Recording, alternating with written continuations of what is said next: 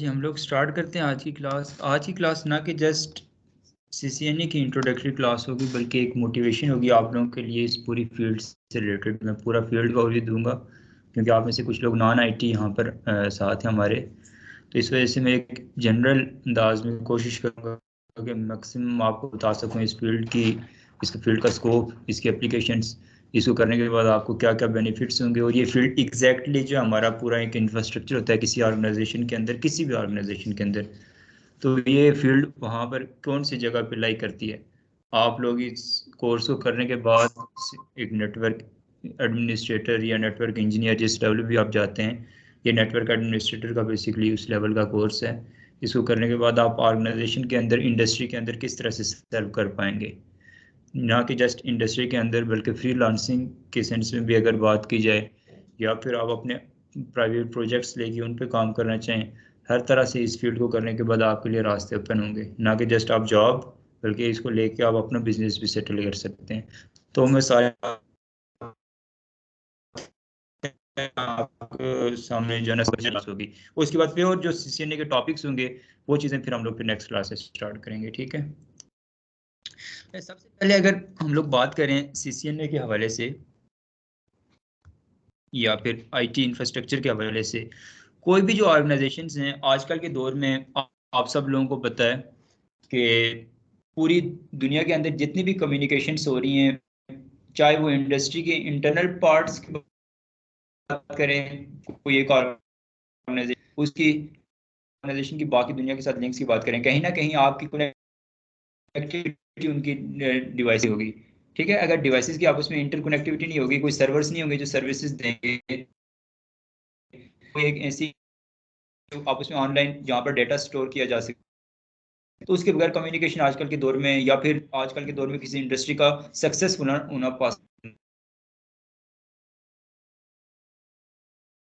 ये आप सब लोगों को पता है। ये एक बिल्कुल जेनेरिक बात है, जनरल अंदाज में हम लोग बात करें, वो आईटी से रिलेटेड है, बैंकिंग सेक्टर है, सोशल मीडिया के हवाले से हम लोग बात करें, कहीं ना कहीं आपकी कनेक्टिविटी सारी डिवाइसेस के दरमियान में इंटरकनेक्टेशन होया होता है। सिंपल एग्जांपल के तौर पर हम लोग बात करें, हम लोग किसी को कॉल करते हैं, कोई व्हाट्सएप पे मैसेज करते हैं या फेसबुक पे ओपन करते हैं, उसके लिए भी यहाँ से लेकर जिससे किसी सर्वर, ये सर्वर होता है ना, फेसबुक सर्वर है जिसको आप एक्सेस कर रहे हैं, वहाँ पर कोई सोशल कोई एप्स यूज कर रहे हैं वो है, या फिर आप कोई न्यूज़ सुन रहे हैं, कोई एप्लीकेशन एक्सेस कर रहे हैं, तो कहीं ना कहीं एक सर्वर पड़ा हुआ है जिसको आप एक्सेस करने की कोशिश कर रहे हैं। तो यहाँ से लेकर वहां तक पूरा एक जो है ना, एक वैसे नहीं है कि बस जनरली जो है ना किसी दम दरूद से ये काम हो जाता है, ये बल्कि इसके पीछे पूरा एक इंफ्रास्ट्रक्चर बिछा हुआ है जिसकी मदद से आपकी कम्युनिकेशन हो रही है। तो यहाँ पर हम लोग इस पूरी डिटेल में स्टडी करेंगे। इस तरह से एक बैंकिंग सेक्टर है, ऑनलाइन हम एटीएम में जाते हैं, कोई ट्रांजैक्शन करते हैं, तो फौरन से हमें जो है ना, चाहे हम जिस ब्रांच में हैं या जहाँ पर हमारा अकाउंट है वहां पर जाएं, किसी और बैंक में जाएं, फौरन क्यों कि आईपी, टीसीपी आईपी के जरिए बेसिकली उनके आपस में कनेक्शन हुए हुए हैं, उनका बेसिकली जो है ना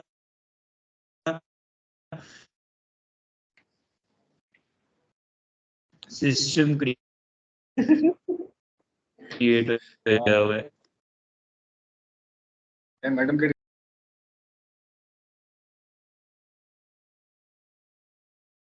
एग्जांपल दिया आप लोगों को बैंकिंग सेक्टर के अलावा, अगर हम लोग बात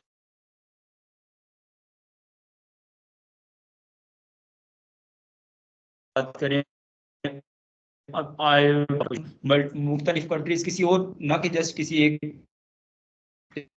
सिटी के इंटरनल हम लोग बात करते हैं, किसी कंट्री से लोग, रिमोट गेट्स बने हुए हैं, बेल आएगी, ठीक है, सबसे पहले कैमरे में देखेंगे कौन है, उसके बाद वहां से चेक करेंगे कि गेट खोलना ये नहीं कर रहा, आईओटी के जरिए। ठीक है, कि इसके पीछे क्या है, यही नेटवर्किंग, यही इंटरनेट, यही कम्युनिकेशन है। ठीक है, मुख्तलिफ कंट्रीज से अगर हम लोग किसी एक डिफरेंट कंट्री में चीज को एक्सेस कर रहे हैं, दरवाजे बंद कर रहे हैं, खोल रहे हैं, और इसके अलावा एक सिंपल से आपको एग्जाम्पल दी है, तो ये तमाम काम किस, इसके पीछे क्या है, बैक एंड पे क्या है, यही नेटवर्किंग है। ठीक है, जिसको नेटवर्किंग के अंदाजा नहीं होगा, ये सिर्फ एक एग्जांपल दिया है, इसके अलावा आप लोगों को पता आजकल का सारा दौर साइबर है। ठीक है, जैसे कि जैसे हम लोग अपनी सोशल मीडिया के ऊपर इंहिसार करते जा रहे हैं, या ऑनलाइन चीजों के ऊपर हमारा इंहिसार बढ़ता जा रहा है, तो वैसे वैसे ऑब्वियसली उसके थ्रेट्स भी तो हैं। ठीक है, अटैक्स भी तो करते हैं, थीव्स भी तो हर जगह पे मौजूद हैं, अटैकर्स भी तो मौजूद हैं। अटैक क्या होता है? अटैक, आप लोगों को अगर बात समझ आए, अटैक से मुराद ये होती है कि कोई भी एक ऐसे थ्रेट जो कि हमारे इंफॉर्मेशन की इंटेग्रिटी, अवेलेबिलिटी या परफॉर्मेंस को कॉम्प्रोमाइज करने की कोशिश करे, तो वो अटैक होता है। तो यही काम हमारे इंफ्रास्ट्रक्चर के अंदर नहीं हो रहा। कभी किसी की कोई फेसबुक आईडी हैक हो जाती है, या किसी की इंस्टाग्राम आईडी हैक हो जाती है, तो ये बेसिकली अटैक्स हैं उसके ऊपर। या फिर बैंक अकाउंट्स के हवाले से, पूरे पूरे बैंक्स के ब्रांचेस के हवाले से हम बात करें, या फलाना बैंक भी कहते हैं हैक हो गया है। हम लोग मूवीज भी देखते हैं, या सोशल मीडिया में हमें ये न्यूज़ भी आती रहती हैं। तो ऑब्वियसली उनसे बचने के लिए और उस चीज़ के लिए आपको साइबर सिक्योरिटी पढ़नी पड़ेगी। लेकिन साइबर सिक्योरिटी का बेस जो है, जैसे आप में से कुछ स्टूडेंट्स बता भी रहे थे कि मेरे हाल में कोई आप बता रहे थे साइबर सिक्योरिटी, हाँ, ये कोई है भी जो साइबर सिक्योरिटी के साथ अटैच रहे, तो वो उसकी आपको तब समझ आएगी जब आपको बेसिकली बेस पे पता हो कि बैक एंड पे हो क्या रहा है, ये नेटवर्किंग है क्या, ये चीज़ें आपस में कनेक्शंस होते कैसे हैं, इनको एक्सेस करते कैसे, आईपी एड्रेसिंग है क्या। ठीक है, तो उसके हवाले से मजीद अगर हम लोग थोड़ी डिटेल में बात करें, तो कोई भी एक ऑर्गेनाइजेशन है, मैंने आपको बताया इट डजेंट मैटर कि जस्ट वो आईटी से रिलेटेड ऑर्गेनाइजेशन है, या वो कोई बैंकिंग सेक्टर है, कोई भी किसी भी तरह की कोई ऑर्गेनाइजेशन, चाहे कोई एक बड़ी लेवल की फैक्ट्री है जिसको कपड़े का कारोबार है, उसकी मल्टीपल जगह ब्रांचेस हैं, हम दूर क्यों जा रहे हैं, आपको द्रास नजर आ रहा है, ठीक है, आपको इसके अलावा अलीबाबा एक्सप्रेस नजर आ रहा है, इस तरह से और ऑनलाइन ये टूल्स, ठीक है, ड्रॉप शिपिंग के काम आपको नजर आ रहे हैं, ये सब अब दुनिया के बड़े बड़े बिजनेसेस के हवाले से मैं आपको बात कर रहा हूँ ना, उनके पीछे भी क्या है, ये दरमियान में भी वो एक इंफ्रास्ट्रक्चर है पूरा, उस इंफ्रास्ट्रक्चर के फ्रंट एंड पे उनके कोई सर्वर्स लगे हुए हैं, ठीक है, फिर कोई एप्लीकेशंस हैं जिनके जरिए हम लोग उनको एक्सेस करके उनके सर्वर्स को कोई रिक्वेस्ट वगैरह उनको शेयर करते हैं। उसके बाद इंटरनल जो उनकी कम्युनिकेशन के लिए,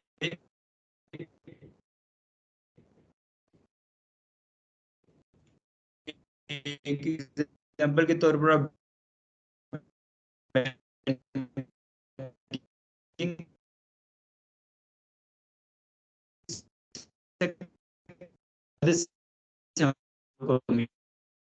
तो आईटी इंफ्रास्ट्रक्चर बेसिकली ये इन्हीं चीजों से मिलके बनता है। ये उनकी एप्लीकेशन, उनके प्लेटफॉर्म्स, उनकी फंक्शनल रिक्वायरमेंट्स और non functional requirements. Functional requirements में वो चीज़ें होती हैं जिनकी मदद से बेसिकली उस पूरी ऑर्गेनाइजेशन ने कम्युनिकेशन करनी लाजमी होती है, यानी कि जिसकी मदद से कम्युनिकेशन हो जाए एटलीस्ट, जिसके लिए आपके राउटर स्विचेस, ठीक है, फायरवॉल्स, सर्वर्स, ठीक है, और उनकी फिजिकल कनेक्टिविटी आपस में, ये चीज़ें लाजमी हैं।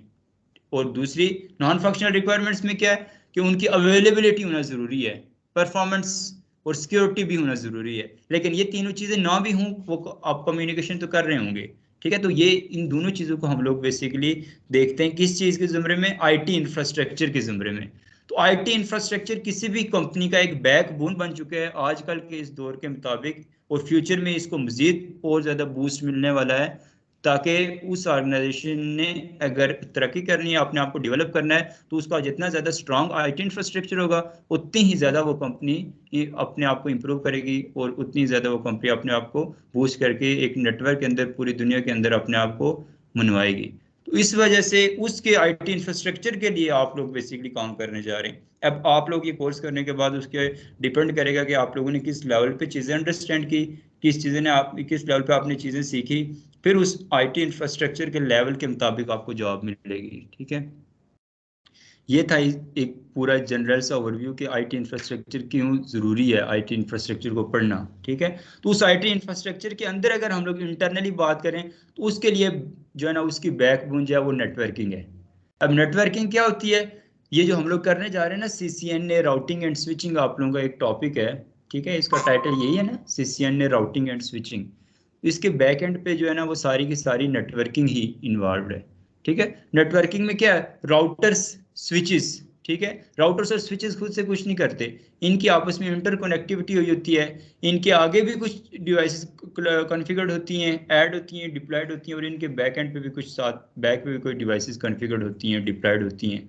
जैसे सिंपल एक ऑर्गेनाइजेशन की एग्जांपल के तौर पर हम लोग अगर देखें, तो वहां पर क्या होगा, सबसे पहले जैसे ये आप ये ऑर्गेनाइजेशन समझ लें कि एक टेस्टिंग सेंटर है, टेस्टिंग सेंटर है, या एक लैब है, या एक स्कूल की लैब इसको कंसिडर कर लें, एक यूनिवर्सिटी की लैब इसको कंसिडर कर लें, या फिर एक बैंक की पूरी एक जो है ना इंटरनल जो है ना पूरा सिस्टम कम्युनिकेशन जो है उस वो इसको कंसिडर कर लें, या फिर कुछ डिवाइसेस आपके सामने कॉन्फ़िगर्ड हैं, ठीक है। ये तमाम तर कंप्यूटर्स जो है ना आपस में आमतौर पर इंटरकनेक्ट नहीं होते, लेकिन ये सारे आपस में इंटरकनेक्ट हैं, इन सब की आपस में कम्युनिकेशन पॉसिबल है, डायरेक्टली कनेक्टेड है।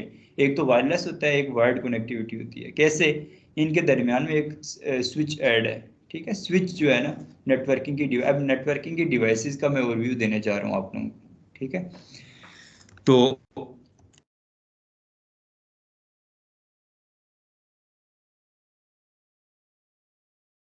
हम्म,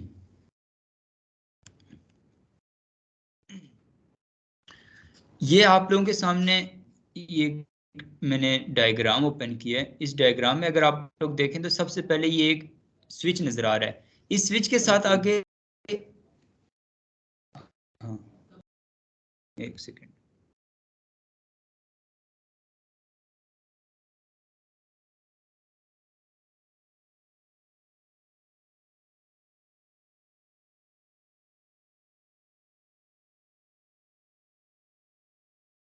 ठीक है। हाँ, ये आप लोगों के सामने ये स्विच है, ये आपके सामने डाटा सेंटर बना हुआ है, इसको कहते हैं, ये एक डाटा सेंटर है जिसके अंदर रैक्स हैं, ठीक है। यहाँ पर इसी तरह की जिस किसी भी आप ऑर्गेनाइजेशन में जाएंगे, सर आपका नाम मास, ये इसी तरह से बैंक्स के अंदर, यूनिवर्सिटीज के अंदर, और जितनी भी आप ऑर्गेनाइजेशन एग्जांपल के तौर पर ले लें, वहां पर इसी तरह के रैक्स बने होते हैं जहां पर सर्विसेज जो है ना मैन डिप्लॉयड होती हैं, उन सर्विसेज को आगे फिर होस्ट किया जाता है, मुख्तलिफ डिवाइसेज को यूज करती हैं। तो ये आपका काम जो है ना आईटी इंफ्रास्ट्रक्चर में इसी को हैंडल करना होता है। डाटा सेंटर को डिपेंड करता है कि आप फिर किस लेवल तक जाते हैं, किस लेवल की इंफॉर्मेशन आप जो है ना गेन करते हैं, उसी लेवल के मुताबिक आपको इसकी अंडरस्टैंडिंग मिलती है। तो सिंपल मैं आपको बता रहा था कि एक लैब से हम लोग शुरू करते हैं अगर बात को, तो वहां पर ये देखें, ये शो हो रहे हैं कोई कंप्यूटर्स हैं, जैसे आपके सामने लैब में कुछ कंप्यूटर्स पड़े हुए हैं, ऐसे ही ऑनलाइन लोगों को ही नजर आ रहे हैं। उनके दरमियान में एक स्विच है। अब सबसे पहले सीसीएनए राउटिंग एंड स्विचिंग में ये दो मेजर जो है ना टर्म्स हैं, राउटिंग एंड स्विचिंग, इनके आगे हम लोग डिटेल में स्टडी करेंगे।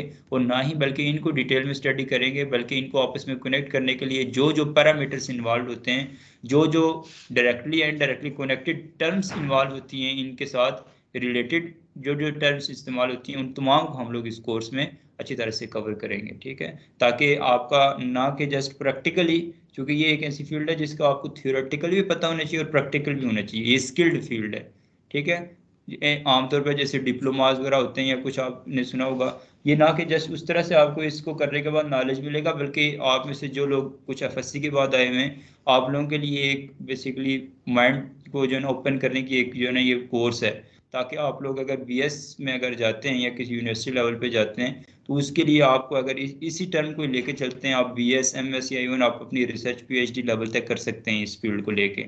इसमें फ्यूचर में बहुत ज़्यादा स्कोप है, बहुत ज़्यादा चीज़ें हैं जो आप मार्केट में फ्यूचर में दे सकते हैं अपनी कंट्री को, इंडस्ट्री को, जिसकी मदद से आप जो है ना कम्युनिकेट कर सकते हैं, आप अपने आप को जो है ना मनवा सकते हैं। तो हम लोग कहाँ से शुरू करेंगे? स्विच और राउटर, ठीक है। तो ये आप लोगों के सामने एक लैब बनी हुई है, कुछ यहाँ पर एंड डिवाइसेस। अभी लाजमी है कि यहाँ पर सारे डेस्कटॉप्स होंगे, आपके सामने आईपी कैमरास भी हो सकते हैं किसी ऑर्गेनाइजेशन के अंदर, सिंपल कैमरास भी हो सकते हैं, ठीक है। उसके अलावा प्रिंटर्स, स्कैनर्स, डेस्कटॉप्स, लैपटॉप्स, ठीक है। आईपी बेस्ड जो जो डिवाइसेस आजकल तो इन्वर्टर्स, एसीज, एयर कंडीशनर्स, ये भी जो है ना आईपी बेस्ड हैं, वॉशिंग मशीन्स भी आईपी बेस्ड हैं, आपके डोर्स भी आईपी बेस्ड हैं, ठीक है। आपके मेन गेट्स, आपके घर की रिंग्स, ठीक है, हर एक चीज जो है ना आईपी से कंट्रोल हो रही है। इसी को कहते हैं आईओटी, इंटरनेट ऑफ थिंग्स, जहाँ पर भी स्मार्ट होम्स बने होते हैं। हर चीज जो है ना आप एक मोबाइल के जरिए कंट्रोल कर सकते हैं। आप मोबाइल में प्रेस करेंगे, घर की मोटर चल जाएगी, और इसमें पानी जब भर जाएगा तो ऑटोमेटिकली आपको जो है ना अलार्म आ जाएगा, रिंग आ जाएगा, उसके बाद वो जो है ना फिल हो जाएगी और ऑटोमेटिकली क्लोज हो जाएगी। तो ये सारी चीज़ें क्या है, इसके बैकएंड में इनको आपस में कनेक्ट करके कॉन्फ़िगर करके इसको जो है ना इम्प्लीमेंट किया गया है। नेटवर्किंग इसके लिए इन्वॉल्व है। तो ये इस स्विच के साथ आगे जो भी डिवाइस ऐड होगी, इसी के साथ आगे कनेक्ट होगी, ऐड होगी। बैंक्स में भी यही होगा, आपके सामने भी यही है। जैसे ये स्विचेस आपके सामने नीचे नज़र आ रहे हैं आप लोगों को, इस तरह से वहाँ पर भी एक स्विच है जिसके ज़रिए सारी डिवाइसेस, ये सारे जो है ना लैब की कंप्यूटर्स वगैरह उसके साथ कनेक्ट हैं। उसके बाद अब इस स्विच से की मदद से क्या होगा, अब स्विच जो है ना बेसिकली, अब हम लोग बात करें तो आप में से कुछ लोग जो है ना मैट्रिक में शायद कुछ ने कंप्यूटर पढ़ा हो, कुछ ने एफएससी में पढ़ा हो, कुछ बीएस करके आए हैं, कुछ एमएस लेवल के स्टूडेंट्स यहाँ पर बैठे हुए हैं, मुख्तलिफ लेवल के स्टूडेंट्स बैठे हुए हैं। तो अब यहाँ से आगे चलने से पहले हमें कुछ अहम चीज़ों का, कुछ अहम बातों का पता होना चाहिए कि ये कम्युनिकेशन होगी कैसे। एक कंप्यूटर की हद तक तो बात ठीक है, एक कंप्यूटर दूसरे कंप्यूटर्स के साथ कम्युनिकेट कैसे करेगा। उसको कम्युनिकेट करने के लिए उसके पास एक अपना एक एड्रेस होना चाहिए। एड्रेस होगा उसकी, एक एड्रेस से मुराद क्या है, एक आइडेंटिटी। ठीक है, हमारे पास जैसे आइडेंटिटी क्या होती है, हमारा नाम होता है। और दूसरा एक उससे ज़्यादा इम्प्रूव्ड आइडेंटिटी हमारा एक आईडी कार्ड एड्रेस होता है, यूनिक आइडेंटिटी होती है। नाम की तरह का नाम तो हो सकता है, लेकिन आईडी कार्ड नंबर की तरह का दूसरा नंबर नहीं हो सकता। ठीक है, इसी तरह से इंटरनेट के अंदर या किसी एक लोकल एरिया नेटवर्क के अंदर जब कम्युनिकेशन करती हैं ये डिवाइसेस कंप्यूटर्स, तो इनकी भी आइडेंटिटीज़ होती हैं। ठीक है, तो ये कोई भी जो कंप्यूटर है, लैपटॉप है, इसको जब कम्युनिकेशन करवाते हैं तो इसके पास दो एड्रेसेस होने ज़रूरी हैं और ये लाजमी होते हैं। ठीक है, नोट कर लें। उन दो एड्रेसेस का नाम होता है एक आईपी एड्रेस और एक मैक एड्रेस। सबसे पहली सबसे बेसिक चीज़ ये सबसे पहले आपको पता होना चाहिए, ये है क्या, आईपी एड्रेस और मैक एड्रेस। ठीक है,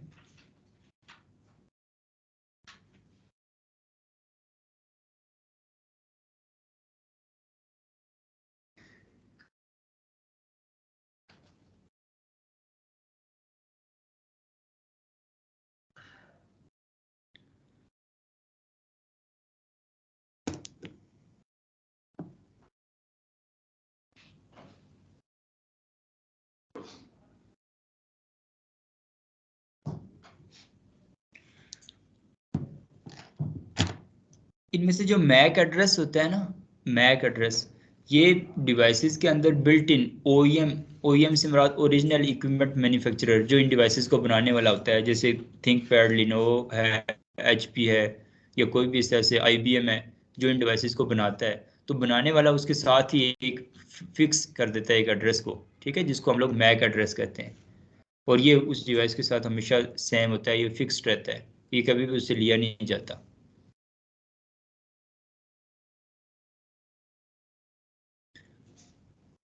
और ये 6 बाइट्स का होता है, इसकी जो टोटल साइज जो होता है ना वो 6 बाइट्स होता है।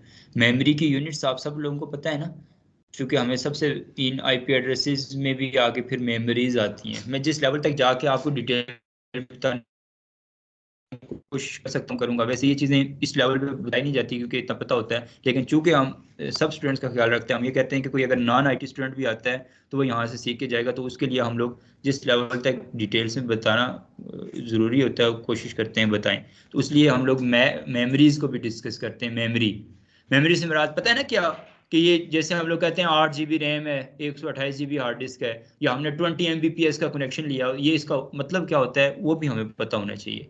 मेमोरी की सबसे छोटी जो यूनिट होती है ना वो बिट होती है। ठीक है, याद रखिएगा, बिट। एक यूनिट का मतलब होता है एक, सबसे कम वैल्यू, सबसे कम तादाद, एक बिट जिसको बोलते हैं। ठीक है, उसके बाद 8 बिट्स जब आपस में मिलती हैं, 8 बिट्स जब ओरिजिनेट होती हैं तो 8 बिट्स मिलके एक बाइट बनाती हैं। क्या बनाती हैं, एक बाइट। ठीक है, मेमोरी की यूनिट सबसे कम यूनिट बिट है। ठीक है, 8 बिट्स मिलती हैं तो एक बाइट। ठीक है, उसके बाद 1024 बाइट्स जब मिलते हैं तो वो इक्वल होते हैं 1 किलोबाइट। ठीक है जी, किलोबाइट को केबी भी कहते हैं। ठीक है, आजकल तो हम लोग जिस ज़माने में रह रहे हैं, इंटरनेट यूज़ कर रहे हैं, हम लोगों को केबी से कंसर्न ही नहीं है कोई खास, है ना। लेकिन पहले जो है ना, जब 512 MBs के भी इंटरनेट पैकेजेस लगते थे, 100 MBs के भी इंटरनेट पैकेजेस लगते थे, डिवाइसेस की स्टोरेज इतनी आती थी 512 MB। 2000 के दौर में या 2005-6 इस दौर तक जो है ना, जो लैपटॉप डेस्कटॉप्स आते थे, इनकी जो रैम होती थी वो 512 MB की रैम होती थी। ठीक है, तो उसके लिए फिर हमें केबीज का भी जो है ना, हमें कोई प्रोसेसिंग जब करते थे तो हमें केबीज तक भी जाना पड़ता था। आज तो हम लोग फेसबुक का एक सिंपल पेज भी ओपन करें तो वो कहीं MBs का या बाजू का GBs का पेज एक ओपन होता है। ठीक है, उसका जो साइज होता है। अच्छा, उसके बाद इसे 1024 केबीज, यानी केबी से मुराद क्या है, किलोबाइट्स, वो जब मिलते हैं तो वो किसके इक्वल होते हैं, 1 megabyte.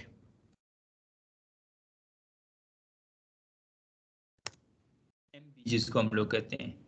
Bit, 8 bits equal to 8 byte. 1024 bytes is equal to 1 kilobyte KB, and 1024 KB kilobyte is equal to 1 megabyte. ठीक है, इसके बाद ऐसे ही आगे जाएं तो 1024 megabyte is equal to 1 gigabyte. ठीक है, गीगाबाइट से मुराद क्या होती है, जीबी। आगे इसके बाद गीगाबाइट के बाद टेराबाइट, ठीक है, फिर पेटाबाइट, ऐसे आप कंसिडर कर सकते हैं। जीबी तक आपको ये लाजमी ये पता होनी चाहिए। तो अब जो मैंने आपको बताया कि ये जो मैक एड्रेस होता है वो मैक एड्रेस 6 बाइट्स का होता है। 6 बाइट्स का मतलब होगा कि 6 8 48 बिट्स होंगी इसके अंदर। ठीक है, हर बाइट में 8 बिट्स होती हैं, हमने देखा। तो जो कोई एड्रेस अगर 8 बाइट्स का है या 6 बाइट्स का है तो उसकी 48 बिट्स होंगी। ये क्लियर हो गया आप लोगों को यहाँ तक। उसके बाद दूसरा और अहम एड्रेस वो होता है आईपी एड्रेस। ठीक है, आईपी, ये जो मैक एड्रेस होता है ना, ये हम सिर्फ लोकल एरिया नेटवर्क में इसकी पहचान होती है। एक यहाँ एक ऑर्गेनाइजेशन में उसके गेटवे तक आपने जो भी कम्युनिकेशन करनी है, जो भी इंफॉर्मेशन शेयर करनी है, आपके अपने गेटवे तक जब तक आप कम्युनिकेट कर रहे होंगे तब तक आपका मैक एड्रेस आपके जो इंफॉर्मेशन का जो पैकेट होगा मैसेज का उसके साथ अटैच होगा। ठीक है, उसके बाद आगे सारा इंटरनेट के अंदर हमारी जो आइडेंटिटी होती है वो सारी की सारी हमारा आईपी एड्रेस होती है। ठीक है, हमारी जो डेस्टिनेशन की तरफ इंटरनेट जाता है उसके लिए फिर आगे स्विचेस के बाद हम लोग आते हैं राउटर्स में। यानी ये स्विच के साथ जब तक डिवाइसेस अटैच होंगी उसमें आईपी एड्रेस भी होगा, मैक एड्रेस भी होगा।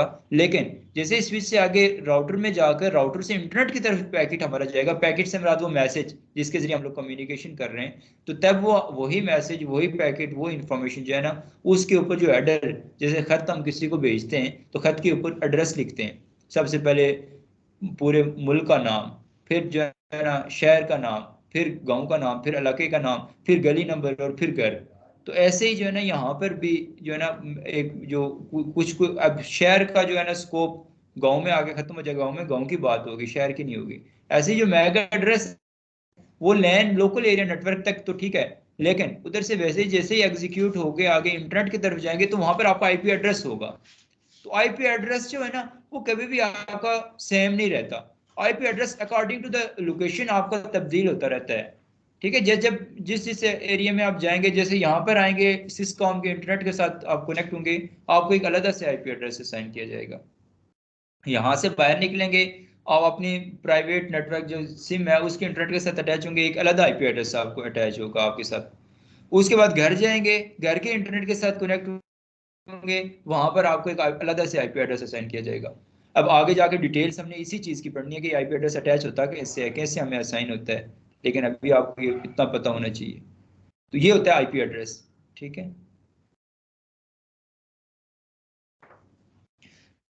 आईपी एड्रेस जो होता है ना वो 4 बाइट्स का होता है। ठीक है,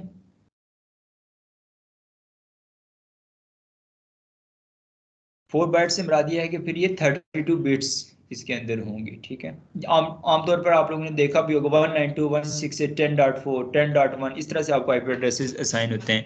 तो 192 एक बाइट, 168 लेट्स सपोज दूसरा बाइट, 10 तीसरा और लास्ट वाला जो है ना वो चौथा। इस तरह से ये 4 बाइट्स के ऊपर मुश्तमिल होता है और टोटल 32 बिट्स होती हैं इसके अंदर। तो इस तरह से आपकी जो है ना कम्युनिकेशन होती है, अटैच होती है। लेकिन अब आईपी एड्रेसेस के हवाले से अगर हम लोग बात करें तो आईपी एड्रेसेस चूंकि इंटरनेट के अंदर हमारी यूनिक आइडेंटिटी होती है। आईपी एड्रेस जो है ना आईपी वेरिएंट 4 जो है हमने देख लिया कि कितने बाइट्स का है, 4 बाइट्स का है, 32 बिट्स। तो इसका मतलब है कि इनके तमाम तर वैल्यूज़ को अगर हम लोग चेंज भी करें, यानी आपस में शफलिंग भी इनकी करें, तो एक लिमिटेड वैल्यू बनती है, कुछ मिलियंस में कुछ बिलियंस में वैल्यूज़ बन रही होंगी। जबकि दुनिया के अंदर आप लोगों को पता है कि कितनी बड़ी तादाद में जो है ना इंफ्रास्ट्रक्चर अवेलेबल है। तो यूनिकली कैसे आइडेंटिफाई करेंगे, फिर ये तो एक लिमिटेड आईपीज हैं, इनको यूनिकली हर एक डिवाइस को आइडेंटिफाई करना मुश्किल होगा। उस वजह से फिर आईपी एड्रेसेस को 2 पार्ट्स में डिवाइड किया गया है, एक प्राइवेट आईपी एड्रेस, एक पब्लिक आईपी एड्रेस। इसका बेनिफिट क्या होगा, ताकि कि एक ऑर्गेनाइजेशन के इंटरनल जितने भी डिवाइसेस उन्होंने आपस में कम्युनिकेट करना है तो उस वक्त उनको प्राइवेट एड्रेस असाइन किया जाए। लेकिन जैसे ही उन डिवाइसेस ने इंटरनेट में जाना है, इंटरनेट के साथ कम्युनिकेट करना है, तो उनको वो प्राइवेट एड्रेस हटाकर पब्लिक एड्रेस अटैच कर दिया जाए। पब्लिक एड्रेस बेसिकली वो एड्रेस होगा जो कभी भी एक डिवाइस को जो असाइन किया गया पूरी दुनिया के अंदर, वो किसी दूसरी और डिवाइस को दोबारा उस वक्त तक नहीं असाइन कर दिया किया जाएगा जब तक कि प्रीवियस वाली डिवाइस उसको रिलीज नहीं कर देती, जो आप परचेज करके लेते हैं आईएसपी से, जिसके लिए हमें अलग से पे करना पड़ता है। और वो एड्रेस हमें कभी भी जो है ना वो वर्ल्ड वाइड आपका यूनिक रहता है। जैसे आपका मैंने आईडी कार्ड की एग्जांपल दी थी, ऐसे ही आपका जो पब्लिक आईपी एड्रेस होता है आपका यूनिक रहता है। उसको एग्जांपल के तौर पर मैं आपको दिखाऊं अगर, जी क्या हुआ मोबाइल में? हाँ मोबाइल में भी होता है, लैपटॉप में भी होता है, कैमरे में भी होता है। हाँ तो हर डिवाइस में मोबाइल भी तो आता है।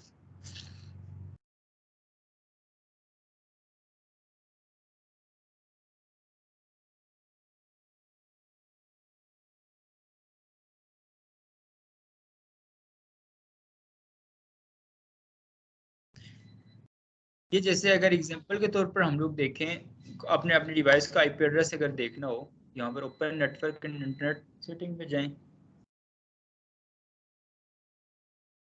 चेंज अडाप्टर ऑप्शंस, चूंकि वाईफाई के साथ हम कनेक्ट हैं, वाईफाई, और इसकी डिटेल्स में आए तो ये देखें ये एक आईपी एड्रेस है जो कि एक प्राइवेट आईपी एड्रेस के तौर पर हमें असाइन किया गया है 192.168.100.98। उसके बाद उसका जो है गेटवे है 192.168.100.1 जो कि इस डिवाइस ने मेरी इस पैकेट को आगे इंटरनेट में मेरी इंफॉर्मेशन को इंटरनेट में लेके जाना है। तो वो जो होगा बेसिकली उसका जो एड्रेस होगा वो गेटवे का एड्रेस कहलाएगा। गेटवे से मुराद क्या है? वही राउटर। स्विचिंग एंड राउटिंग में वो जो राउटर है वो गेटवे का काम कर रहा होता है, हमारी इंफॉर्मेशन को वैन को वाइड एरिया नेटवर्क यानी पूरी दुनिया से इंफॉर्मेशन को लाके हमारे साथ अटैच करवाना और हमसे आगे मजीद लेके जाना। एक पेज और पेंसिल को दें, अटेंडेंस लगा देंगे वो लोग।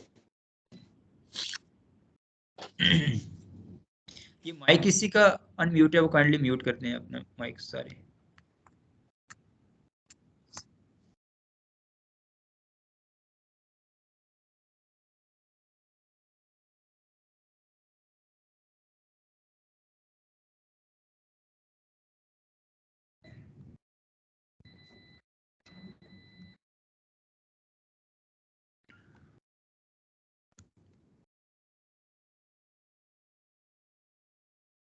ठीक है, ये मैं आपको एड्रेस दिखा रहा था कि ये एड्रेस जो है वो बेसिकली एक प्राइवेटली इस गेटवे से आगे जितनी भी डिवाइसेस कनेक्ट होंगी वाईफाई के जरिए या वायर्ड नेटवर्क के जरिए, फिजिकली या वायरलेस दोनों तरीकों से उनको एक एड्रेस असाइन किया जाएगा जिसकी ये रेंज होगी। अब आगे इसकी डिटेल्स को भी हम लोग स्टडी करेंगे।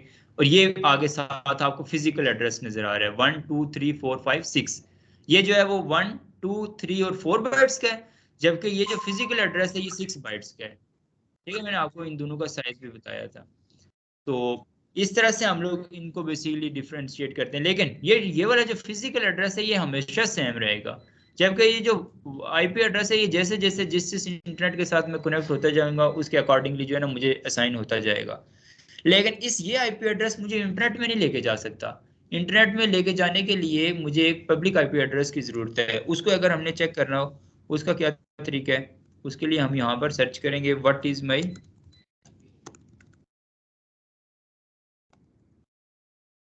आईपी।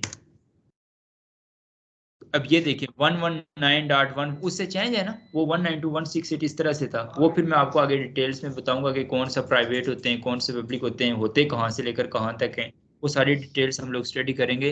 लेकिन फिलहाल जनरली हम लोग बात कर रहे हैं चूंकि, तो ये एक एड्रेस है जिसने मुझे इंटरनेट में लेके जाना है। तो यानी कि दो डिफरेंट एड्रेसेस हैं जो मुझे एक ही वक्त में मिले हुए हैं। एक का काम है मुझे आगे इंटरनेट के साथ कम्युनिकेट करवाना, दूसरे का काम है जो मुझे एक तो यूनिक आइडेंटिटी दे रहा है लैन के अंदर, और दूसरा लैन की किसी डिवाइस के साथ जब मैंने कम्युनिकेट करना होगा तो वहां पर जो है ना मेरे जो पैकेट होगा उसके एड्रेस के साथ गेटवे तक, और गेटवे से आगे उन डिवाइसेस तक जो है ना वो प्राइवेट आईपी एड्रेस वहां पर अटैच होके जाएगा। ठीक है, और यही आईपी एड्रेस बेसिकली जब हैकिंग वगैरह की जाती है या फिर कहीं पर साइबर क्राइम्स होते हैं, तो साइबर सिक्योरिटी एक्सपर्ट्स जो होते हैं वो उसको किस तरह से ट्रेस करते हैं उसको। एक तो पूरे पीछे उनके एल्गोरिदम्स, मशीन लर्निंग टेक्निक्स भी चल रही होती हैं, लेकिन उसके साथ साथ यहाँ पर आप जैसे ही कोई आईपी एड्रेस आप सर्च करते हैं तो उसकी पूरी एड्रेस, उसकी लोकेशन, वो तमाम कौन से एरिया में है, वो सारी की सारी चीज़ें जो है ना आ जाती हैं। अब जैसे यहाँ पर एक आईपी एड्रेस जो मैंने सर्च किया, आईपी वेरिएंट 4 है, आईपी की भी आगे टाइप्स हैं, वो चीज़ें हम लोग डिटेल में स्टडी करेंगे। आईएसपी जहाँ कहीं मेजर आईएसपी का हेड वो लाहौर से कह रहे हैं, आगे सिटी अभी जो है वो रावलपिंडी, पूरा रीजन पंजाब है। आगे मजीद इसकी अगर डिटेल्स में हम लोग जाना चाहें तो एग्जैक्ट लोकेशन भी यहाँ पर, ये इस्लामाबाद कैपिटल टेरिटरी यहाँ पर शो हो रही है, ठीक है। और यहाँ पर ये वाला आईपी एड्रेस है ना इस लोकेशन में है।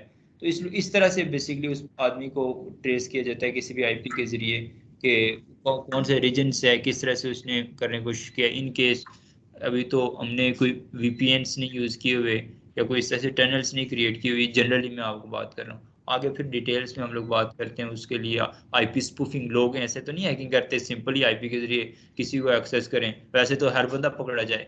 उसके लिए वो उन्होंने बेसिकली स्पूफिंग की होती है, अपना आईपी, ओरिजिनल आईपी चेंज किया होता है उसके लिए, ठीक है। तो वो हम लोग वो फिर आगे जैसे जैसे आप मेच्योर होते जाएंगे उन तमाम चीज़ों की भी हम लोग डिटेल्स को साथ साथ स्टडी करेंगे।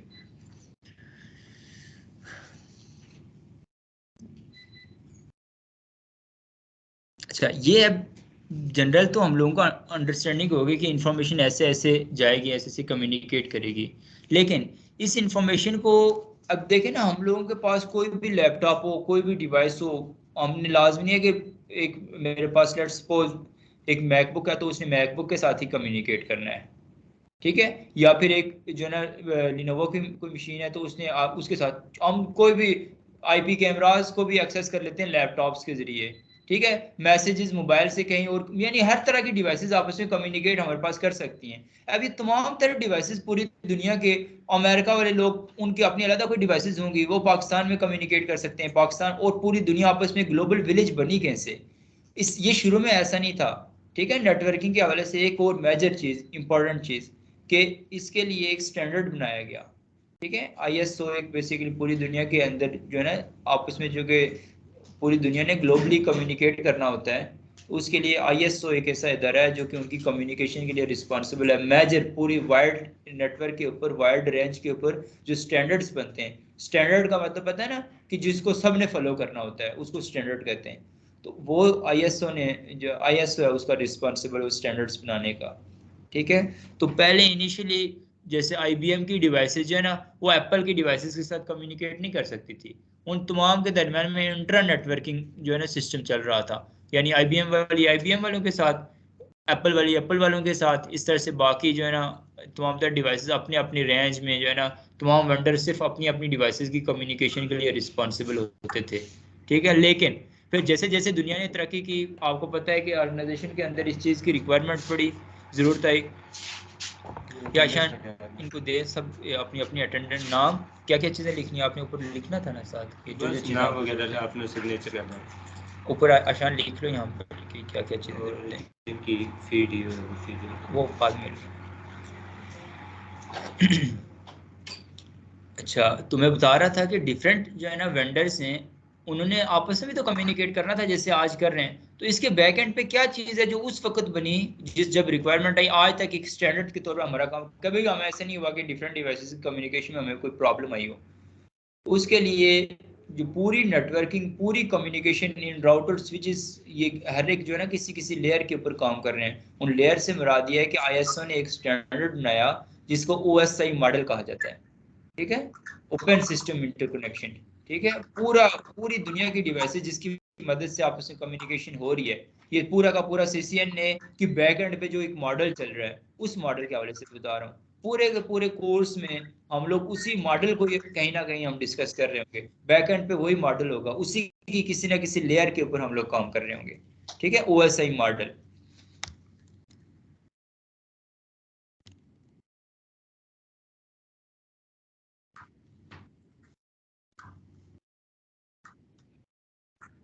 ये कौन है?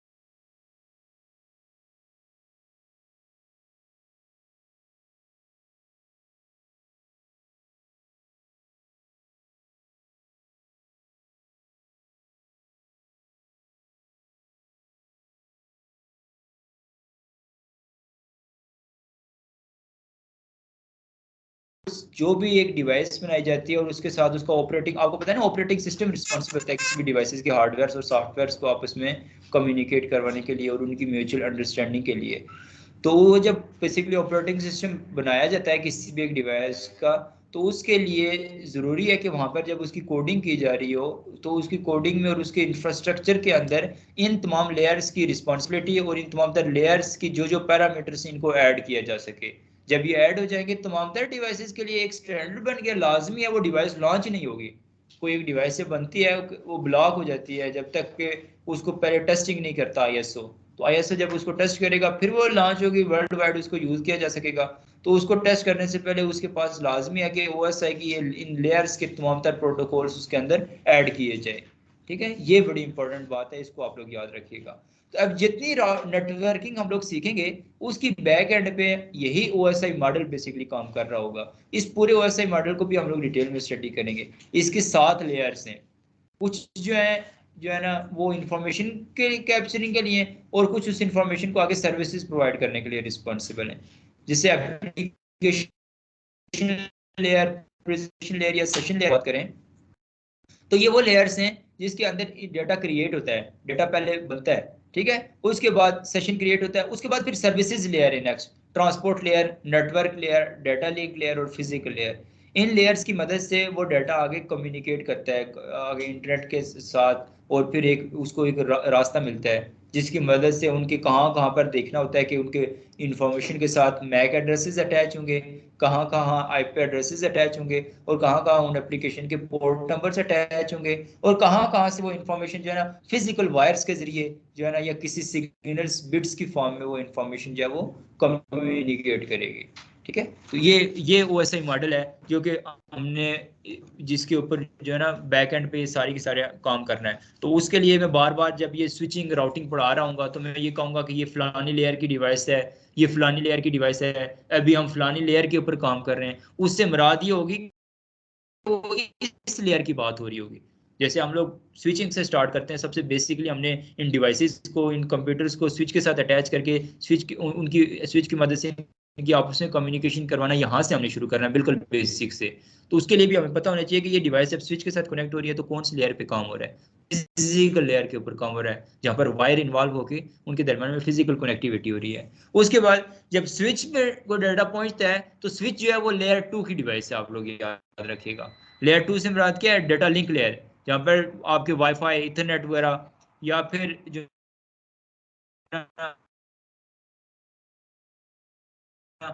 फ्रेम्स की फॉर्म में उसमें कम्युनिकेट करते हैं। अगर थोड़ी सी नेटवर्किंग की हिस्ट्री की बात की जाए तो स्विच से पहले जो है ना वो हब यूज़ किया जाता था नेटवर्किंग के अंदर डिवाइसेस को आपस में इंटरकनेक्ट करने के लिए। लेकिन हब का जो है ना वो ड्रॉबैक ये था कि हब ब्रॉडकास्टिंग करता था। ठीक है, ब्रॉडकास्टिंग से मुराद ये है कि लेट्स सपोज एक हब है उसके साथ 5-6 डिवाइसेस, जैसे आपके सामने यहाँ पर ये बना हुआ है, स्विच के बजाय अगर यहाँ पर हब अटैच होता, ये जैसे ये स्विच है ना इसके बजाय हब होता। अब लेट्स ये वाली डिवाइस जो है वो अगर इस डिवाइस को जस्ट मैसेज करना चाहती तो ये हब क्या करता, इन तमाम को जो है ना वो मैसेज भेज देता, ब्रॉडकास्टिंग कर देता। ब्रॉडकास्टिंग से मुराद है कि एक इन्फॉर्मेशन सबको भेज दो, हालांकि जरूरी तो नहीं था ना कि सबको भेजे। उसका नुकसान क्या, एक तो सिक्योरिटी इशू, कॉन्फिडेंशियलिटी का इशू, इंफॉर्मेशन की इंटेग्रिटी कंप्रोमाइज हुई। ठीक है, जिसकी इंफॉर्मेशन थी क्या पता सेंसिटिव इंफॉर्मेशन हो कि दो लोगों ने जस्ट आपस में सीक्रेट बात को शेयर करना हो, वो सब तक पहुंच गई, प्राइवेसी कंप्रोमाइज हुई। एक तो वो प्रॉब्लम हुआ उसमें। और उसका जो दूसरा प्रॉब्लम और अहम प्रॉब्लम ये था कि हमारे नेटवर्क के अंदर बहुत ज्यादा रश पड़ना शुरू हो गया। एक इंफॉर्मेशन जब सबको जाएगी तो ऑब्वियसली उसके साइज भी तो, इसका एड्रेस का साइज भी तो होगा, स्पेस भी होगी ना इसकी। ठीक है, और तमाम डिवाइसेस के ऊपर ऐसे ही लोड पड़ेगा फालतू। तो ये बहुत ज्यादा प्रॉब्लम्स थी और ब्रॉडकास्टिंग करनी भी नहीं चाहिए। ब्रॉडकास्टिंग से मुराद तो ये होती है ना कि आप बिल्कुल एक किस्म के डिवाइस को हैक कर लो, ब्रॉडकास्ट ऑन भेजा जाता है डिवाइसेस के अंदर ताकि उस डिवाइसेस की फंक्शनलिटी को बेसिकली कंप्रोमाइज किया जाए। तो उस चीज को फिर सोल्यूशन के तौर पर जो है ना वो जो है ना हब जो है वो लेयर 1 की डिवाइस थी। ठीक है, उसके वो इतनी इंटेलिजेंट नहीं थी उसके बारे में हम लोग कहते हैं। तो उसके रिजल्ट के तौर पर फिर स्विच आया, स्विच इंट्रोड्यूस किया गया। अब स्विच का क्या बेनिफिट है, स्विच का बेनिफिट ये है कि स्विच एक इंटेलिजेंट डिवाइस है। इंटेलिजेंट डिवाइस ये इसलिए है कि जब जैसे इसको कोई एक डिवाइस इसके साथ अटैच होगी, जैसे ये इथरनेट की केबल्स हैं आपके सामने, ये केबल मुझे दिखाएं, ये वाली ये जो आ रही है, बस एक सिरा बस मुझे दिखा दें। ये केबल्स हैं, इनको भी हम लोग डिटेल में स्टडी करेंगे, इथरनेट केबल्स, ठीक है। ये जैसे यहाँ पर आपके सामने ये वाली केबल्स अटैच, ये लाइनें लगी हुई हैं ना, लाइनों से मुराद ये वाली केबल्स होती हैं, ठीक है। इन केबल्स की आगे पूरे इंफ्रास्ट्रक्चर को भी हम लोग स्टडी करेंगे। ये वाली इसकी मदद से जब कोई डिवाइस इस स्विच के साथ अटैच होगी तो स्विच को इंटेलिजेंट इसलिए कहा जाता है कि उसके मैक एड्रेस को अपने पास स्टोर कर देती है, मैक एड्रेस, ठीक है। स्विच चूंकि लेयर 2 की डिवाइस है तो लेयर 2 के ऊपर डिवाइसेस के मैक एड्रेस के हवाले से बात हो रही होती है। इस वजह से स्विच जो है वो सिर्फ ऑर्गेनाइजेशन के अंदर इंटरनली यूज किया जाता है। ऑर्गेनाइजेशन के इंटरनल डिवाइसेस को जस्ट आपस में कम्युनिकेट करवाने के लिए स्विच जो है वो रिस्पॉन्सिबल होता है। उसका इंटरनेट को के साथ कम्युनिकेशन के लिए या इंटरनेट में जाने के लिए उसका कोई ताल्लुक नहीं होता। उसके लिए फिर स्विच से आगे हम लोग राउटर को ऐड करते हैं और वो बात करते हैं। तो स्विच जो है वो लेयर 2 की डिवाइस है। मैं बार बार हम लोग इस चीज़ को डिस्कस कर रहे होंगे, तो इस वजह से आपको पता होना चाहिए कि किस हवाले से बात हो रही है कि डेटा लिंक लेयर की डिवाइस है। लेयर 2 से मुराद क्या है? डेटा लिंक लेयर की डिवाइस है। उसके बाद फिर हम लोग स्विचिंग जब कर लेंगे, स्विचिंग के अंदर अब हमें ऑर्गेनाइजेशंस को सिक्योर बनाना है। स्विचिंग के अंदर बात इतना नहीं है कि स्विच के साथ तारे लगा के डिवाइसेस को कनेक्ट नहीं कर रहा, ये स्विच है क्या, इसके इंफ्रास्ट्रक्चर है कैसे, कंपोनेंट्स के बारे में, इसकी कॉन्फ़िगर, इसकी कोडिंग, ठीक है, इसकी तमाम तर डिटेल्स, इसके अंदर कौन कौन सी जो है ना प्रोटोकॉल्स चल सकते हैं, कौन कौन से इसके अंदर जो है ना एल्गोरिदम्स चल सकते हैं, किस तरह से इसकी मदद से हम लोग अपने इंफ्रास्ट्रक्चर को जो है ना वो स्ट्रांग बना सकते हैं, अपने इंफ्रास्ट्रक्चर को सिक्योर कैसे बना सकते हैं, उसकी अवेलेबिलिटी को इसकी मदद से कैसे इंप्रूव कर सकते हैं। ये तमाम तर चीजें हम लोग स्विचिंग में पढ़ेंगे, सीसीएनए स्विचिंग एंड राउटिंग। तो स्विचिंग में इन तमाम तर चीजों को हम लोग देखेंगे, ठीक है। उसके बाद data link layer, physical layer आपको पता चलेगा तारें। फिर दूसरी डेटा लिंक लेयर से मुराद ये है कि आपके स्विचेस आ गए, वहां पर स्विचेस होते हैं, वहां पर ब्रिजेस भी होते हैं। ये दो मेजर जो है ना डिवाइसेस होती हैं। फिजिकल लेयर में आपके हब्स होंगे, फिजिकल डिवाइसेस होंगी, ठीक है। और इसके अलावा रिपीटर्स भी होंगे। और रिपीटर्स का आइडिया है ना आप लोगों को, जैसे ये हमने इंटरनेट लिया हुआ है, इसको आगे वायर लगा के एक और हम लोग राउटर साथ अटैच कर दें तो वो रिपीटर बन जाएगा, ठीक है, एम्पलीफिकेशन के लिए, ताकि लो क्वालिटी सिग्नल को वहां पर हाई क्वालिटी सिग्नल में कन्वर्ट कर दिया जाए। तो एक्सटेंडर्स बेसिकली रिपीटर्स ही तो होते हैं, ठीक है। अच्छा, उसके बाद आगे मजीद आगे चलें तो डेटा लिंक लेयर से फिर नेटवर्क लेयर, लेयर 3, ठीक है। हम लोग कहते हैं राउटर जो है वो लेयर 3 की डिवाइस है। लेयर 2 में कौन सा एड्रेस अटैच होता था? मैक एड्रेस अटैच होता था, ठीक है। और उसके बाद लेयर 3 में जो है वो आपका आईपी एड्रेस अटैच होगा। जो भी पैकेट होगा उसके साथ आईपी एड्रेस अटैच कर दिया जाएगा, आईपी हेडर लगेगा, ठीक है।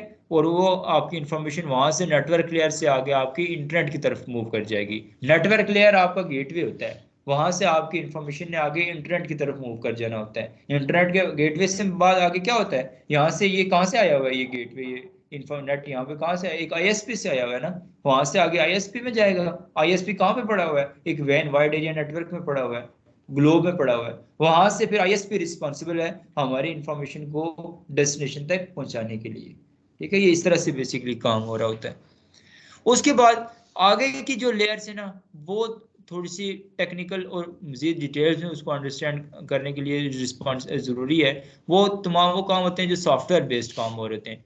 ट्रांसपोर्ट लेयर है तो वहाँ पर हम लोग देखते हैं हमारे जो एप्लीकेशन चल रही हैं, हमारे जो मैसेजेस हैं वो कौन से टीसीपी है या यूडीपी है, ठीक है। और कौन सा प्रोटोकॉल वहाँ पर चल रहा है, उसका पोर्ट नंबर क्या है। फिर सेशन से मुराद दिया कि दो डिवाइसेस आपस में जब कम्युनिकेट करती हैं तो उनके दरमियान में एक सेशन क्रिएट किया जाता है उससे पहले, तो उसके हवाले से। और फिर प्रेजेंटेशन एप्लीकेशन लेयर से मुराद दिया कि जैसे अभी हमने स्काइप ओपन की हुई है एक एप्लीकेशन, तो एक एप्लीकेशन टू एप्लीकेशन कम्युनिकेशन हो रही है। बाकी भी कुछ लोगों ने जो है ना वहाँ शायद स्काइप ओपन की हुई है जो कि मेरे साथ ऑनलाइन ऐड हैं, जुड़े हुए हैं, सुन रहे हैं, कम्युनिकेट कर रहे हैं। तो उसके लिए जो रिस्पॉन्सिबल है वो एप्लीकेशन लेयर है। और प्रेजेंटेशन लेयर में एप्लीकेशन को आगे मजीद बिट्स बाइट्स में या हाई लेवल लैंग्वेज को लो लेवल फॉर्म में कन्वर्ट करके आगे डेस्टिनेशन तक लेके जाने के लिए वो प्रेजेंटेशन लेयर है जहाँ पर डाटा को प्रेजेंट किया जाता है। बहरहाल वो थोड़ी सी एक एडवांस चीज़ है, उसको जब हम OSI मॉडल को डिटेल में स्टडी करेंगे तब ऑब्जर्व करेंगे। लेकिन आज के इस लेक्चर के को सुनने के बाद, इसको अंडरस्टैंड करने के बाद आप लोगों को इतना पता होना चाहिए कि हम IT इंफ्रास्ट्रक्चर है क्या, इसको स्टडी क्यों कर रहे हैं। ठीक है, स्कोप्स मजीद आगे मजीद इसको सम अप करने से पहले इसके स्कोप्स के हवाले से आपको बता दूं कि ये CCNA NP CCNA सिर्फ करते हैं या CCNA NP करते हैं, दोनों कोर्सेज करते हैं। इसके बाद जो CCNA करने के बाद जो नेक्स्ट कोर्स आता है वो CCNP होता है, उसके बाद जो है ना वो CCIE होता है। ठीक है, डिपेंड करता है आपके किस लेवल के इंटरेस्ट है, कितना आप जाना चाहते हैं। लेकिन इनिशियली CCNA के दौरान में हमारे बहुत से स्टूडेंट्स हैं जिनको CCNA के दौरान में स्विचिंग के टॉपिक को ही जब कवर करने के बाद उनको ऑर्गेनाइजेशन में जॉब्स मिल जाती हैं, और जो वो CCNA राउटिंग एंड स्विचिंग दोनों कर देते हैं उनको तो लाजमी मिलती हैं। और बहुत सारे अभी जो हमारे साथ फिजिकल आपके साथ क्लास में एक दो जो पुराने स्टूडेंट्स हैं जॉब्स कर भी रहे हैं, साथ सीख भी रहे हैं।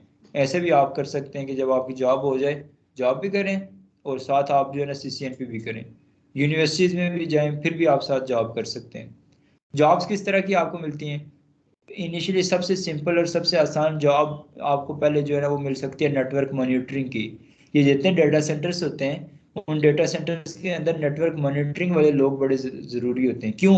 कि जितने भी आपको पता है बैंकिंग सेक्टर है या ऑर्गेनाइजेशन इंडस्ट्रीज हैं, PTCL है, नियाटल है, जो जो ISP इंटरनेट के कर रहे हैं, इनका सबसे इंपॉर्टेंट चीज़ इनके लिए क्या है कि इनका बिजनेस कैसे चलेगा, कि इनकी अवेलेबिलिटी लाजमी होनी चाहिए। ठीक है, अवेलेबिलिटी से मुराद क्या है कि इनके डाटा सेंटर हमेशा ओके हो, इनकी कोई भी प्रॉब्लम ना हो, कोई भी किसी भी तरह से इनकी अवेलेबिलिटी कॉम्प्रोमाइज ना हो। तो उस अवेलेबिलिटी को चेक करने के लिए जस्ट एक नेटवर्क मॉनिटरिंग वाले लोग मौजूद होते हैं। उनका बेनिफिट क्या होता है? वो लोग करते क्या हैं, वो जस्ट इन राउटर स्विचेस इनको देख रहे होते हैं, कोई पोर्ट डाउन होती है, कोई ऐसी प्रॉब्लम आती है तो वो उसके अपने से हाई लेवल जो है ना नेटवर्क असिस्टेंट या नेटवर्क एडमिनिस्ट्रेटर को उनका काम होता है इन्फॉर्म करना। ये बहुत सारी बड़े बड़ी ऑर्गेनाइजेशंस के अंदर जो है ना ये जॉब्स मिलती हैं, काम कुछ भी नहीं होता, सिर्फ बैठना, और सैलरीज इनकी अच्छी सैलरीज होती हैं, 80,000 प्लस इनकी भी सैलरीज होती हैं। ठीक है, जिनके पास, लेकिन उसके लिए क्या ज़रूरी है आपको पता हो? इनिशियल आपको जब रखेंगे उससे पहले आपको CCNA नेटवर्क्स होते क्या हैं, राउटर स्विचेस इनकी पोर्ट्स होती क्या हैं जो डाउन होंगी, वो नॉलेज आपको होगा तो तभी आपको अपने साथ रखेंगे ना। तो ये सबसे सिंपल जवाब बताइए मैंने आपको। ठीक है, उसके बाद बैंक्स हैं, गवर्नमेंट सेक्टर्स हैं, यूनिवर्सिटीज़ हैं, स्कूल्स हैं, कॉलेजेस हैं, तमाम तर जो है ना जितने भी इदारे हैं उन सब के अंदर जो है ना नेटवर्किंग लाजमी हुई है, लैब्स लाजमी बनी हुई है। लैब असिस्टेंट के तौर पर जो सबसे ज़्यादा आने वाली जॉब्स हैं, और हॉस्पिटल्स के अंदर एग्जाम्पल कर लें, IT स्पोर्ट्स की जॉब्स देख लें। ठीक है, वहाँ पर हर जगह पे ये नेटवर्किंग वाला बंदा चाहिए होता है। कोई ऐसी ऑर्गेनाइजेशन नहीं है जहाँ पर नेटवर्किंग वाला बंदा ना चाहिए हो। हर ऑर्गेनाइजेशन में एक दो तीन चार, उसकी डिपेंड करता है वर्थ कितनी है, ब्रांचेस कितनी है, डाटा सेंटर कितना बड़ा है, उसके मुताबिक जो है ना नेटवर्किंग वाला बंदा उनको लाजमी चाहिए होता है। तो इसका ये मतलब है कि अगर आप लोग ये सीख लेंगे तो जॉब आपके लिए लेना मुश्किल नहीं होगा। तो जब आप एक जॉब ले लेंगे फिर आप अपने आप की स्किल्स को जैसे जैसे इंप्रूव करते जाएंगे उससे अच्छी अच्छी जॉब्स में चले जाएंगे। लोग यहाँ पर 25,000 से स्टार्ट करते हैं, 2 साल में वो दो, जब कंपनीज को स्किप करते हैं, कंपनीज नहीं उनको रिमूव करती, वो खुद, इसलिए ताकि लोग, आपको पता है, बेहतर से बेहतरीन की तलाश में होते हैं। तो वो इन्हें आराम से 1.5 लाख 2 लाख, बहुत सारे हमारे स्टूडेंट्स हैं जो यहाँ से हमारे साथ पढ़ के पिछले 2-3 साल में, जो मैं अपने एक्सपीरियंस की बात कर रहा हूँ, जो मुझे 2-3 साल हो गए हैं यहाँ पर अटैच, तो वो ऑर्गेनाइजेशन के अंदर जॉब्स कर रहे हैं। उसके अलावा यहाँ पर हम हमारे बहुत सारे हम प्रोजेक्ट बेस्ड काम भी करते हैं, मुख्तलिफ जो है ना यूनिवर्सिटीज़ के अंदर कोई प्रोजेक्ट डिप्लॉयमेंट हो साइबर सिक्योरिटी से रिलेटेड, फायरवॉल से रिलेटेड, IT सॉल्यूशंस प्रोवाइडर्स भी हैं हम लोग। तो आपको वहाँ पर भी साथ आपको अवेलेबल, हम अपने साथ अटैच रखेंगे प्रैक्टिकली काम सिखाने के लिए। ठीक है, तो वो आपको प्रोजेक्ट बेस्ड जॉब भी आप लोग कर सकते हैं। इसके अलावा मुख्तलिफ यूनिवर्सिटीज़ के स्टूडेंट ज़्यादातर इंटरनेशनल लेवल के ऊपर, अगर आप लोगों के फाइवर्स के ऊपर अकाउंट्स हैं और आपके पास स्किल्स हैं, वहाँ पर आपने गिग्स में अपनी स्किल्स ऐड की हुई हैं, तो आपको बहुत सारी जो है ना ऑनलाइन टास्क आते रहते हैं, असाइनमेंट्स आती रहती हैं टोपोलॉजीज बनाने के लिए, उनकी कॉन्फ़िगरेशन करने के लिए। तो वो उस लेवल के ऊपर भी आप जो है ना, आप घर में बैठकर भी इसमें जो है ना आपके पास स्कोप है, आप फ्रीलांसिंग के अंदर भी जो है ना सम हाउ इसको ऐड कर सकते हैं। ठीक है, आप इसकी मदद से फ्रीलांसिंग भी कर सकते हैं, लेकिन ज़्यादा इसका जो काम है वो आप इंडस्ट्री के अंदर बैठ के काम करेंगे तो वो आपके लिए ज़्यादा हेल्पफुल रहेगा। तो यानी कि आप जब ये स्किल सीख लेंगे, इसको अंडरस्टैंड कर लेंगे, तो फ्यूचर आप लोगों के लिए काफ़ी ज़्यादा इंप्रूव हो जाएगा। यूनिवर्सिटीज़ के अंदर बीएस वाले लोग भी आपके सामने बैठे हैं जिन्होंने बीएस की हुई है इसी फील्ड में, आईटी की फील्ड में। ये हैं, आप 2-3 स्टूडेंट्स हैं, ये कुछ हमारे पुराने स्टूडेंट्स भी हैं। मैंने खुद जो है ना इसी साइबर सिक्योरिटी की फील्ड में एमएस की हुई है। तो उसमें आप लोगों को बताऊं कि जितना आप इस फील्ड में आप लोग सीखेंगे यूनिवर्सिटी में, जैसे ये भी साइबर सिक्योरिटी के थे, कुछ टाइम इन्होंने दिया, आप में से कुछ लोग शायद बीएस कर रहे हो या कुछ का इरादा हो, तो वो जो 4 साल आप लोग बीएस में लगाएंगे तो एट द एंड आपको जस्ट एक पीस ऑफ पेपर मिलेगा। लेकिन जैसे कुछ लोग यहाँ पर एफएससी के बाद आए हैं आप में से, आप लोग ये स्किल सीखने के बाद जब यूनिवर्सिटी में जाएंगे तो आप वहाँ पर आपको पता होगा कि आपकी फील्ड क्या है, आपने चूज कैसे करना है। वहाँ पर भी ये चीज़ें पढ़ाई जाती हैं लेकिन एक थियोरेटिकल अंदाज में, क्योंकि यूनिवर्सिटी के जो टीचर्स होते हैं उन्होंने भी थ्योरी पढ़ी होती है, उन्होंने आगे थ्योरी पढ़ानी होती है, दैट्स इट। प्रैक्टिकल चूंकि उन्होंने कहीं पर डिप्लॉयमेंट ऑर्गेनाइजेशंस के अंदर नहीं की होती ना, लेकिन हम लोग डेली जो ऑर्गेनाइजेशंस के अंदर डिप्लॉयमेंट करेंगे करते हैं वही चीज़ें आके आपको यहाँ पर पढ़ाएंगे कि यानी मार्केट को ज़रूरत किस चीज़ की है। तो इस वजह से भी आप लोगों को जो है ना यहाँ से एक पूरी स्किल्ड जो है ना एक सीखने को मिलेगी। और ये रवायती क्लासेस नहीं होंगी। रवायती क्लासेस से मुराद जैसे आप लोगों ने 9th-10th में पढ़ा, एफएससी में पढ़ा, ठीक है, या फिर बीएससी, यहाँ पर हर रोज जो है ना आप बेसिकली एक जो चीज़ सीखेंगे उसकी बेस के ऊपर आपको पूरी जॉब्स मिलती हैं। एग्जाम्पल के तौर पर अभी हम लोग केबलिंग एक टॉपिक करेंगे, एग्जांपल लेयर 1 जैसे हमने कहा वहां पर ये केबल्स अटैच होती हैं। तो केबलिंग में ये जो इसके आगे एक तो तार है ना सीधी, इसके इस तार के अंदर आगे 8-10 कितने 4 पेयर्स हैं, इस 4 पेयर से मतलब 8 वायर्स और हैं इसके अंदर। उन वायर्स को आपस में किस तरह से अरेंज करना है, किस किस तरह से अरेंज कर सकते हैं और अरेंज करने के बेनिफिट्स क्या हैं, और उनको अरेंज करने का और कनेक्ट करने का आगे ये कनेक्टर ऐड करने का तरीका क्या है, इसको सीख के भी आपको पूरी बहुत सारे लोग हैं हमारे पास जिन्हें जो बिल्कुल ही बगैर ही पढ़े यानी ऐसे आ गए थे यहाँ से ऑफिस बॉय के लिए आए यहाँ पे सफाई करने के लिए, लेकिन उनके साथ वो यहाँ पर उनको इंटरेस्ट डेवलप हुआ, हमने बैठाया, उन्होंने सिर्फ एक केबलिंग सीखी। अभी आप लोगों का तो मैट्रिक एफएससी इतना है कि आपको टर्म्स को अंडरस्टैंड करना है, लेकिन एक बंदे ने अगर स्कूल ही नहीं देखा हुआ उसके लिए तो मुश्किल काम है ना। लेकिन उन्होंने जस्ट केबलिंग बनाना सीखी, केबलिंग के बाद भी उनको ऑर्गेनाइजेशंस में जॉब्स मिल गई।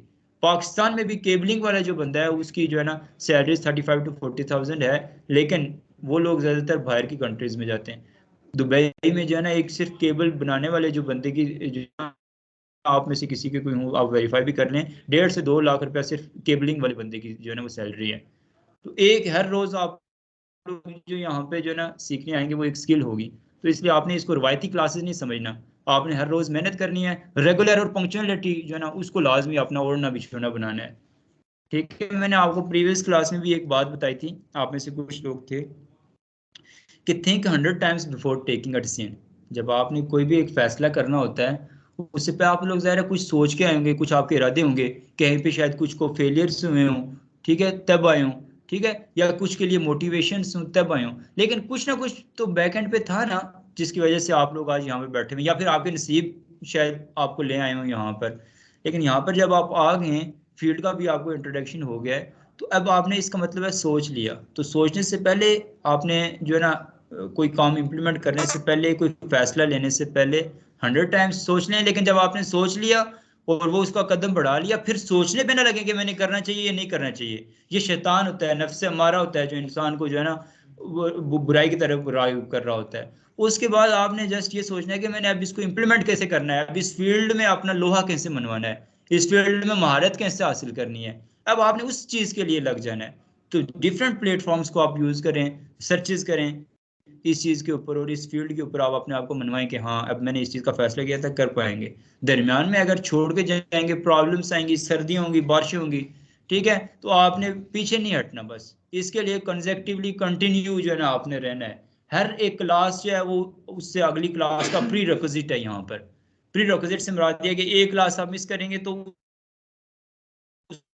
उससे अगली क्लास के आपको सही तरह समझ नहीं आई, करेंगे तो उतना ज्यादा आपके जो है ना कॉन्सेप्ट्स जो है ना क्लैशेस आते जाएंगे और फिर आपको छोड़ने को दिल करेगा, आप कहेंगे कि नहीं मुझे समझ नहीं आ रही, फायदा नहीं है। तो यहाँ पर रहेंगे प्रैक्टिकल डिवाइसेस के ऊपर, रियल एनवायरनमेंट के अंदर जो काम हो रहा है वैसे ही करवाएंगे। और हम लोग इस चीज़ का अल्हम्दुलिल्लाह क्लेम करते हैं कि यहाँ पर आप लोग अगर 3 बार रेगुलर आते हैं और उसके करने के बाद आप कहीं इंडस्ट्री में जाते हैं, वहाँ पर इंटरव्यू में आप ये कहते हैं, लोग कहते हैं ना हमें तजर्बा नहीं है, तजर्बे के बगैर लोग रखते नहीं है, तो आप वहाँ पर ये कह सकते हैं कि हमने किसी एक गैर मारूफ कंपनी का आप नाम ले रहे हैं कि वहां पर इतना टाइम काम किया है, तो वो क्या करेंगे, वहां पर कंपनी में जाके उधर से पूछेंगे तो नहीं ना कि हाँ भाई ये बंदा था या नहीं था। वो ज्यादा से ज्यादा पूछेंगे कि आप वहां पर था क्या, इंफ्रास्ट्रक्चर क्या था, कैसे आप काम कर रहे थे, डिवाइसेस कौन सी वहां पर कॉन्फ़िगर्ड थी, तो वो चीजें हम सारी आपको प्रैक्टिकली बताएंगे। ऐसा ही डाटा सेंटर होता है सारी जगह पे, तो जब आपको पता होगा तो आप उनके जब सवालों के जवाब दे देंगे तो वो आपकी बात पर यकीन करके आप रख लेंगे। तो इसलिए आपने रेगुलर रहना है, पंक्चुअल रहना है, टाइम की पाबंदी करनी है। अब मैं जैसे मैं आपको कह रहा हूँ कि 8 से 9 है तो 8 PM शार्प से मेरा शार्प ही होगा, मैं कोशिश करूंगा उससे पहले यहाँ पर आ जाऊं, उससे लेट कभी भी नहीं होगा। 1-2 मिनट हम लोग कर सकते हैं, ऐसे नहीं होगा कि 8 आपको कहा हुआ है तो 9 बजे क्लास होगी या 10 बजे क्लास होगी। ठीक है, तो इसलिए आपने टाइम की पाबंदी करनी है, रेगुलर रहना है। अपने पास डेस्कटॉप्स या लैपटॉप्स जो भी हैं साथ बेशक ना लाएं, घर पे बेशक रख लें, लेकिन वो आप में एक्टिव हालत में होनी चाहिए। फिर जैसे जैसे हमारी ज़रूरत पड़ेगी, जो जो सॉफ्टवेयर्स मैं बताऊंगा वो आपने वहाँ पर इंस्टॉल करने हैं, उनको प्रैक्टिकली ये सारे की सारी चीज़ों को इम्प्लीमेंट करवाएंगे आपसे। ठीक है, यहाँ पर भी आपको बताऊंगा कि कैसे काम करना है। घर जाने के बाद फिर आपके पास जो टाइम होगा उसमें कैसे इन डिवाइसेस को आप अपने घर में एक्सेस करके कैसे कम्युनिकेट करके प्रैक्टिस कर सकते हैं, क्योंकि कोडिंग है, कॉन्फ़िगरेशन भी है, थ्योरी भी है। हर क्लास में हम लोग ना कुछ फिर थ्योरी पढ़ा करेंगे, साथ आखिर में उसकी लैब किया करेंगे, प्रैक्टिकली काम किया करेंगे। तो वो उसके लिए आपके पास अपनी मशीन्स भी होनी ज़रूरी हैं, कंप्यूटर्स, ठीक है, लैपटॉप्स। तो ये सारी चीज़ें आपने जहन में रखनी है। यहाँ पर आपके पास एक कॉपी पेंसिल हो वो इनफ है। जो भी इंपॉर्टेंट बातें उनको मेजर बातें नोट कर लें, घर में जाएं और जब वो बातें नोट की होंगी तो पूरी बात जो मैंने की होगी घर में उसी दिन आप जब पढ़ेंगे तो आपको पूरी बात याद आ जाएगी। फिर वो पूरी बात अपनी वर्डिंग में लिख ले। अपनी वर्डिंग में लिखने का बेनिफिट ये होगा कि जब फ्यूचर में मैं आपको नेक्स्ट एक क्वेश्चन पूछूंगा या फिर इंटरव्यू में आपसे क्वेश्चन पूछे जाएंगे, तो आपने जब अपनी वर्डिंग में लिखा होगा तो आपके लिए एक्सप्लेन करना इजी होगा। तो इस वजह से आप लोग अच्छी तरह से अंडरस्टैंड कर पाएंगे। ठीक है, किसी का कोई क्वेश्चन हो फील्ड से रिलेटेड, कोई बात ना समझ आई हो। अभी आज कोई मैंने सीसीए ने नहीं पढ़ाया, आज मैंने एक जनरली बताया कि ये शुरू कैसे करना है हमने। तो ओवरऑल भी किसी का फील्ड से रिलेटेड कोई कन्फ्यूजन हो, कोई क्वेश्चन हो तो वो पूछ सकते हैं। ये जो मैक एड्रेस था ये 36 बाइट्स का होता है जी, ये जो आईपी एड्रेस होता है ये कितने बाइट्स? 4 bytes, 192.168.10.4, 4 bytes.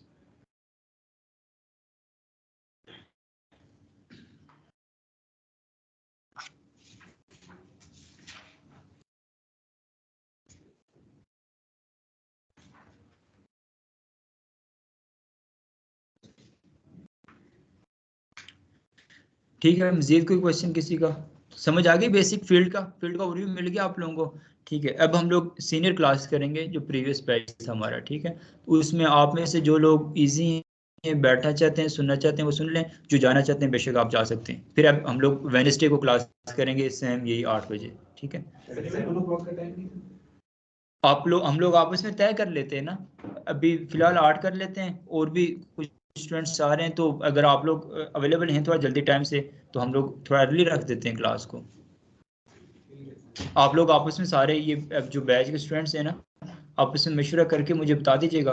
तो 7:30 कहते हैं, 7:30 हम लोग कर देते हैं। ठीक है, जैसे आप लोग कहेंगे वैसे कर देंगे। ठीक है।